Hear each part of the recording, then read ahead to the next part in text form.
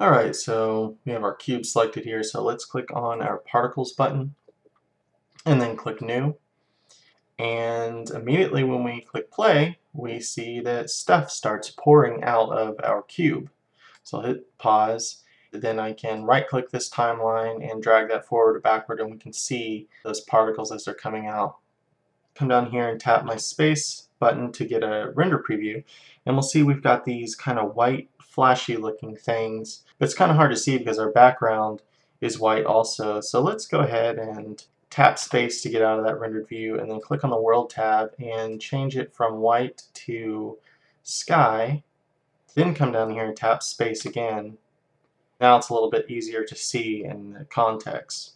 Now, once I've added the particles to the object, I can animate the object however I wish. Say I hit G and pick this cube up here, and then tap F to insert a keyframe.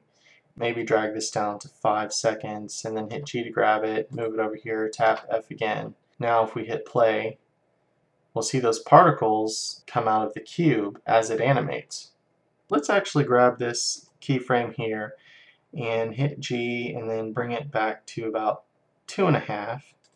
And then we'll click on this first keyframe and hit D to duplicate it and bring it all the way over to the 5. And now when we hit play, we'll have our cube going to the far right to the far left. So if we come down to our camera view here and then tap Alt and click down middle mouse button, that will zoom us in on our cube we have selected. Then I'm going to zoom out just a little bit. Now if I click render, we'll see these white puffy things pouring out of our cube. But what if we just wanted to see the particle system and not the cube? So all we do for that is we click on our particles tab, and then we come down to render, and there's an option for emitter. And whatever item, whatever object that you have added a particle system to, that object is considered the emitter. So in this case, the cube is the emitter, so we would check mark off of the emitter under the render tab because that's what's going to be rendered. And then we click render, and then we just have our particle effects. So I'll tap escape, and let's go ahead and change the world to a black, and maybe that would be even easier. Okay, so let's click back on our particle tab over here. Let's go ahead and name this particle system something so we can make it our own. We'll just call it my particle system, and that way we can use it on other objects or reference it later if we want. So when we click render, we see these kind of white blotchy transparent looking things, but if I hit escape in the 3D view, we only see these points. When using particles, obviously a lot of tiny little things are being rendered, so to help manage resources, there are two different ways of displaying these points. So we have the display under the particle tab here, and these options control how we will view the particles in the 3D view, but they have no effect on what will actually be rendered. So we can control the sizes of them there or how many of them to display in the 3D view, but when we click render again, it will have no effect, and we'll close that up. So under the render tab controls how each of these little points will actually be rendered. Currently we are on the setting halo, and if you want to change the color or change any settings of that, all we do is click on the material tab, click new to give it a new material. We can switch this from surface up here to halo. We can immediately change the color to blue or something, and you see it change there under the preview. And if we click render, now they're all blue.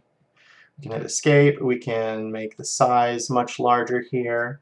We can add rings, which is a really cool effect. We could change the color of those to maybe some kind of purplish blue or something there, and hit render again. And now we've got a very interesting effect going on here.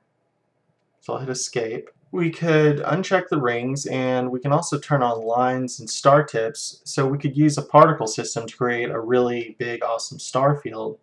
And then we could change this to like a more yellowy color and this to a reddery yellow, something like that. And hardness basically controls the contrast of each of the little points, which we could see a lot better if we turn the size down. And then so we could click render there, and we see these kind of flashy things here. So I'll hit escape. If we click this button to go to the beginning of our animation and I press play, we see all of these particles coming out of our particle emitter, but they're just falling straight to infinity. So what if we wanted those particles to be able to bounce and hit the floor? So we could go press our back button, then tap Shift A, add a plane, hit S to scale it up, and then what we want to do is click on the physics button and just add collision. And then as soon as we do that and we hit play, our little particles no longer fall straight through, they actually hit the ground. But they seem to be disappearing after a short time when they bounce back up. So what if we wanted those particles to stick around?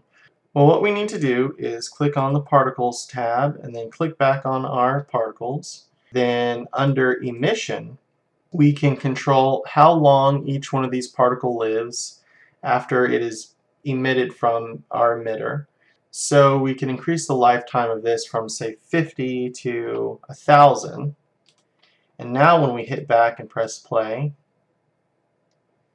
our particles will bounce up and they still remain. But they're kind of bouncing crazy. It might be kind of nice if they were to more or less bounce a little bit on the floor but then stick to the floor. So what we can do there is click back on our plane here and click back on our Physics tab, and under Stickiness we can increase this a little bit. And now if we press play,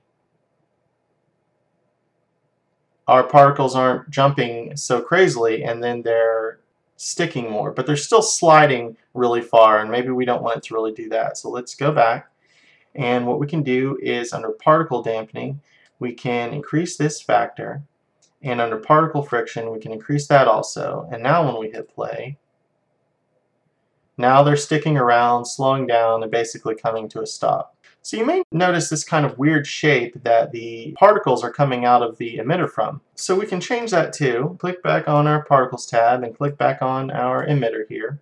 Come down here, we'll see that it says Emit from Faces.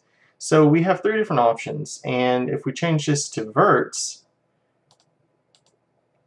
now we see that the particles are emitting entirely from each one of the cube's vertex points up here.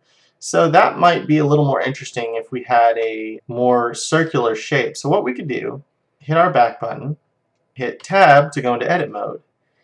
Hold Alt Shift and tap right click. This will put our 3D cursor to the origin point of our object. Then we can press X to delete all the vertices inside of our object. Then press Shift A and add a UV sphere.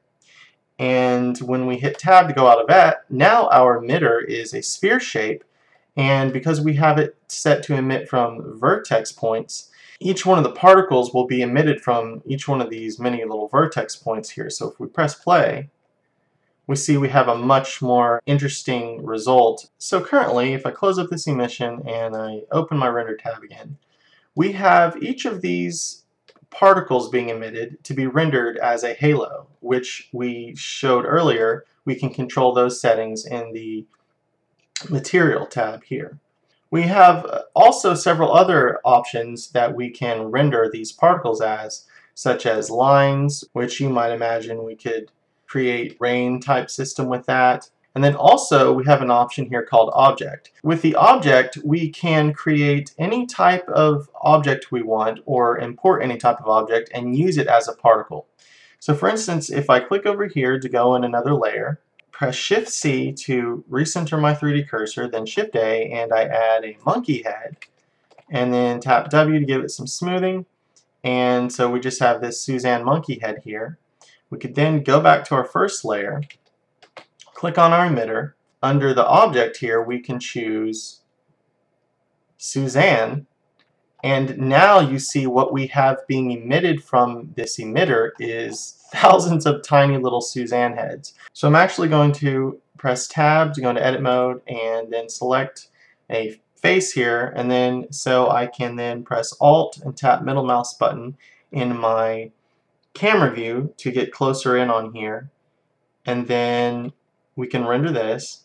we see now what we have instead of the little halo points are these tons of monkey heads. So you can create any type of object with any type of material to be used in these particle systems, and through that you can create a bunch of different effects. So I'll hit escape to get out of that, but for now let's go ahead and change that back to halo, and I'll hit tab to go back into object mode. Let's go ahead and press Alt Shift and then right click to get our 3D cursor onto our selected object, which is this emitter. And then let's press Shift A and let's add something like this torus here. Tap W to give it some smoothing. Tap G and then middle mouse to constrain to bring it down. And let's just leave it like that. But let's go ahead and go over to the Physics tab and add collision for it. And then we can increase the particle dampening and the particle friction a little bit. Click our back button, hit play. And so now you see we have multiple objects, the floor and this torus shape here in our particle system. So you could create all kinds of things for the particles to bounce off of and react to. So we can have all types of forces and effects to affect our particle system. So if I click up my back button here and I tap 3 to go into right view, and I double right click over here, under force field I can add one of these forces such as wind here. And then I can hit R to rotate this, and what we want is the arrow pointed towards where we want the wind to blow. And then increase the strength, and we can see the strength being increased by these lines coming out of the arrow here. So now all we do is hit play, and we'll see these particles being blown all over from this wind. So maybe we only want a little bit of wind, so we could drop this strength down. Now there's just a little bit of wind pushing our particles back there. So if I bring my timeline, if I right click on this and I go right past the 8, right at 8 seconds you see we cross the 200th frame here. Right when we cross that, that is when the emitter stops emitting the particles. So we control how long we want the emitter to emit the particles here, but we could increase this to the default length of our animation here to 500 and click that, and if we go back and then hit play because it has to sort of re-buffer this effect, you see that the particles continue to be emitted the entire time that it's played. So over the course of this 500 frames here, we have the total number of particles set at 1,000. So we could also increase that and get a much higher yield of particles. So we could go from 1,000 to say 5,000. And then so now it's going to be emitting a lot more particles in that time span. So once again, I go back to the beginning and hit play. So now we're getting a much higher density of particles because it's got to emit all those 5,000 particles within these 500 frames here. Finally, we can change the velocity here. So if we increase the velocity from 1 to say 10, and then we hit the back button and press play, we'll see there's a much more explosive way that these particles are emitting from our particle emitter. So I'll hit pause and then go back there. So that's about all we'll be covering particles today, but there's a lot more cool stuff you can do with particle systems.